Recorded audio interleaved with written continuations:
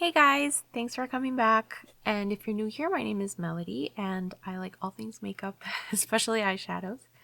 So I thought today we would actually do a look with a sister palette to a palette that's a little bit popular right now. And it's one of the Danessa Myricks Lightwork volume palettes. So I believe the one that's out right now might be the 7, which the whole design is ingenious because you can take the palette, rearrange it. It makes it super travel friendly. You can rearrange the shades themselves. So you guys know all about that. But what I wanted to do is I actually wanted to play with one of the Lightwork palettes that I do have, which is going to be the Danessa Myricks Lightworks Volume 5. It's called the I Am palette, and I'm going to make sure to put some swatches in. But it looks like this. If you have it, you are familiar with it, or you might have seen it and you just didn't get a chance to pick it up. So when you open it, it has 18 shades, and these range from being multi-chrome to duochrome. The textures vary a lot too, so you have some of those metallic foiled finishes as well as some of the flakier ones as well. This one was different from her previous Lightworks palette, which that one had some textures that people didn't like because you had to activate them with water and it could get messy, or it wasn't as pigmented as some of those traditional pressed powders. So I have seen some looks circulating with that new palette, and although I don't have that one, it still inspired me to pull out this one and play around with some of the shades it has. So as you can see, I do have a bare face. So I'm going to start with the eyes, and I'm going to do the rest of my face off camera, and then I'll come back to show you the finished look. So the two main shades that I'm going to be focusing on using today are the ones, I'm going to try to bring this up here. So the shades that I'm going to be using today are going to be Protected and Brave. So Brave does have a shift to it. It's blue to green to pink, I think. I'm going to move it around a bit to see if the camera catches it, but I'll try to put some good swatches up for you guys to see. I saw this beautiful look, and I'll try to pin the picture here if I can. Props to the creator who made this because it looks absolutely stunning. And so the look was made by Katie Heron, whose Instagram is Made Up by Katie. And it's using a different palette, but I thought we could get a similar look to that one. So yeah, thanks for tuning in. Let's try to do this. I'm going to go ahead and start with priming my eyes. This is the first time that I'm actually sitting down to play with this palette. I've swatched it a couple different times, and I don't know about you guys, but part of my happy place is actually just having those colors on me. So even if it's just a swatch, if it's not a full makeup eye look, I'm okay with that. Alright, so my eyelids are primed. I did use the MAC paint, not Paint Chili, the paint pot in this shade Soft Ochre. And I'm going to go in and use a little bit of what I normally would use for bronzer. And I'm just going to define the crease a tiny bit with that. So I'm just going right above my actual crease itself. And I'm going to bring this up a tiny bit. This eye look isn't so much about the contour of the eye or anything. It's just going to show off the colors themselves. So this is just going to serve as a good backdrop for that. So I'm just going in again. And I'm going to do the same on the other eye.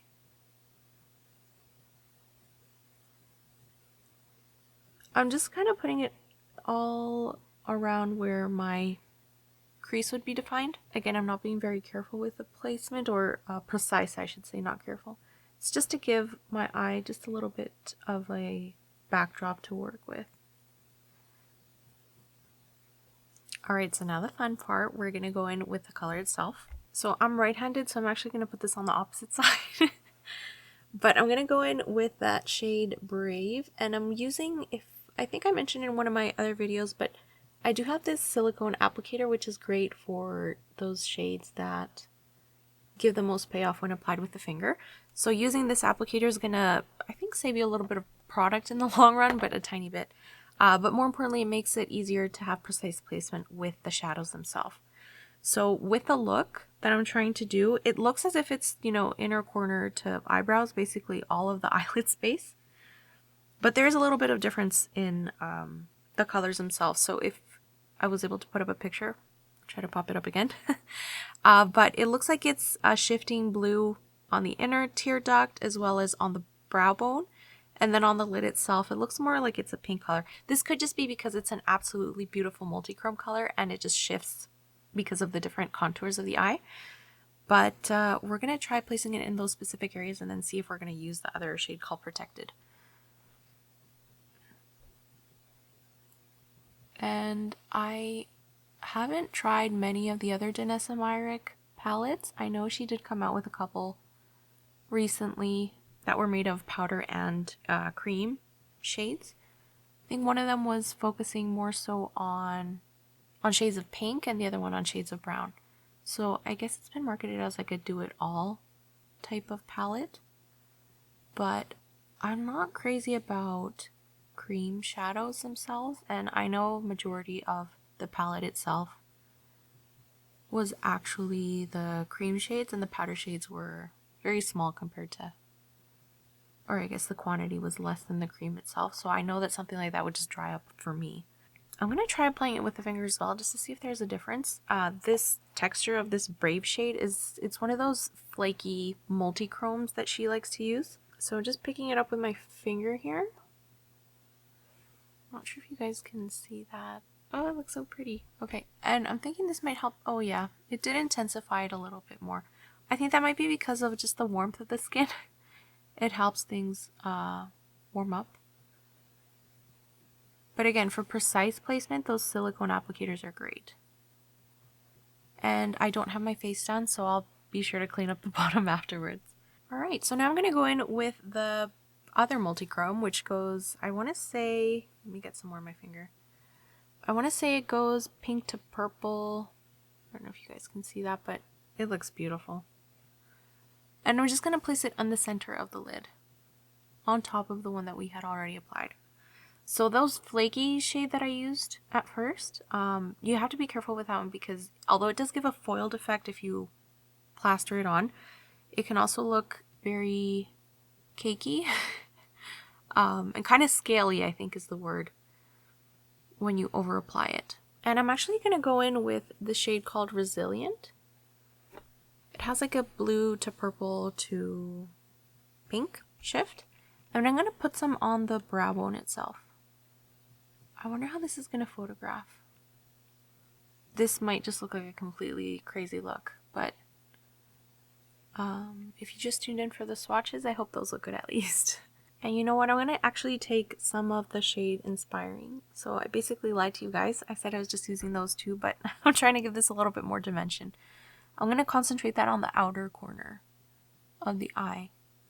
And it's okay if we don't have precise placement with this because we are going to definitely clean it up afterwards. I'm going to look around to see if maybe you guys can see the difference in shifts, but I do have a lot going on in the eye. I'm going to do the same on the other one now. So again, I'm going to go ahead with that shade Brave. Make sure I get enough on my finger. Such a pretty color. And I'm going to put that all over the lid as well as underneath the brow bone. I'm not going to overly saturate this though because I am going to go in with some other colors. And I want to make sure that there is some space for those shades to have somewhere to grip onto. Now I'm going to go in with Protected. Put that in the center. And because I think they're called like Chroma Crystal, no, Chroma Flakes, I can't remember. But the flaky shade I applied is best to be, pressed on. And that's also why I switched to finger instead. And I'm going to go back in with Resilience. I'm going to put that on the brow bone. Now I forget if this was the same pattern I did on the other eye. And lastly, I'm taking Inspiring and focusing that on the outer corner here. And because this look does have such a shift to it, you don't have to be very specific with where you place things. It all kind of blends or melts together. Alright, so I know I look like 5 types of crazy right now, but I'm going to go ahead and clean up underneath the eye, do the rest of my face, and then I'll come back to do liner and lashes. Alright guys, so this is the final look. I did go and do liner, lashes, the rest of my face, and as always the products I used are going to be listed in the description box below.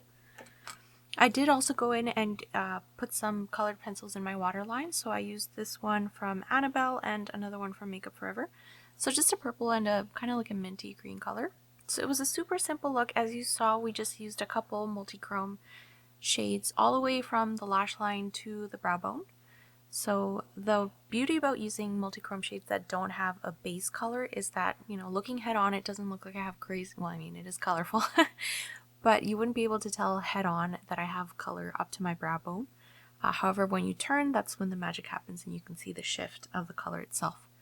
So it was really fun, super simple, and I think it's very daytime wearable as well. Also, quick update, I did use the Sephora 24-hour liner, which I used a couple videos ago and I didn't really like it, but this time I gave it a second shot and I actually kind of liked it. I think maybe the brush just needed some time to, I don't know, warm up, if that makes sense. It's kind of like how with mascara. I don't know about you guys, but when I first use or first open a mascara, I usually don't like it. They tend to be a little bit too wet after the first 2 or 3 uses. I think it starts to dry down and it applies differently than when you first apply it fresh opened from the seal. So I'm going to keep giving it a try. I actually really like how this turned out. It was very simple and easy to do.